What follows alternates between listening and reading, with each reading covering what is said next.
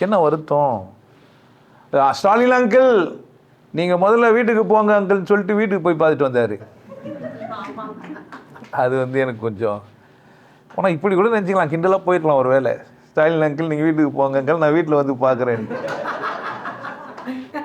அப்படி எடுத்திருந்தால் அது ரொம்ப சந்தோஷம்தான். அது ஸ்டாலின் அங்கிளுக்கு வலி. பட் எனக்கு வருத்தம் என்னன்னாக்க, இவனுக்கு ரகசிய கூட்டம் ஏடிஎம்கேவும் டிஎம்கேவும் வேறு இல்லை, ரெண்டும் ஒன்று தான் சொன்னவர். ஒருவேளை தாவேகவும் டிஎம்கேவும் வேறு இல்லைன்னு ஒன்று சொல்கிறதுக்காக போனாரா என்னன்னு தெரியாது. அப்படி இல்லாமல் வீட்டுக்கு அனுப்பிச்சிட்டு வீட்டில் ஒருத்தர் போய் பார்க்கறது பெரிய அவமரியாதை தான் அது. நீங்கள் எப்படி பார்க்குறீங்களோ தெரில. ஸ்டாலின் எப்படி பார்ப்பாரோ தெரில, மாண்புமிகு முன்னாள் முதலமைச்சர் அதை எப்படி பார்க்குறாரோ தெரில. என்ன மாதிரி ஆளுங்கள்லாம் இது மாதிரிலாம் வந்தால் வருத்தமாக இருக்கும். தோக்க வச்சுட்டு வீட்டுக்கு வந்து வர பார்க்குறிய, வெக்கமாக இருந்தேன், மானங்கெட்டு போன செயல் மாதிரி எனக்கு தோணும். நான் கொஞ்சம் சொன்னையானவன், வரந்தால் கூட வராதுன்றுவேன்.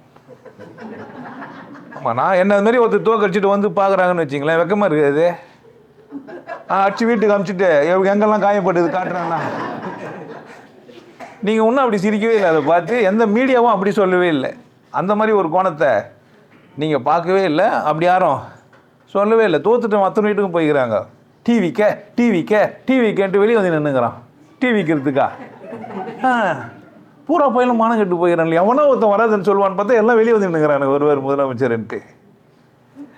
இதுவே பெரிய அவமானம் தான். யாருக்கு புரியுதுன்னு தெரில. யாருன்னா புரிஞ்சுதா முதல்ல? என்ன இது வரைக்கும் யாருன்னா புரிஞ்ச மாதிரி எனக்கு தெரிலப்பா. என்ன மாதிரி யாருன்னா புரிஞ்சு வச்சுக்கிட்டீங்க? ஒன்றுங்கிறாங்க அப்படி கூட ஒன்று எடுத்துக்கலாம். அந்த பக்கம் அப்படியும் பாருங்கள், அது ஒன்றும் தப்பு இல்லை. ஆனால் என்னுடைய பாரு இப்படி தான் அடிச்சு வீட்டுக்கு அனுப்பிச்சிட்டு போய் எங்கெல்லாம் காயப்பட்டது, ஊமை குத்துன்னு என்னாச்சு அப்படின்னு பார்த்துட்டு வந்த மாதிரி தான் எனக்கு தோணுதுப்பா. இதுக்கப்புறமா நீங்கள் எப்படி பார்ப்பீங்களோ தெரில. உங்கள் பார்வை மாற்றிக்கோங்க, இல்லை அப்படியே கூட பாருங்கள். இல்லை களவாணி பையன் ரகசியமாக போய் உறவு வச்சுக்க பார்க்கலாம், தெரியாது. என்னை பொறுத்த வரைக்கும் அது அவமானப்படுத்துறது தான்.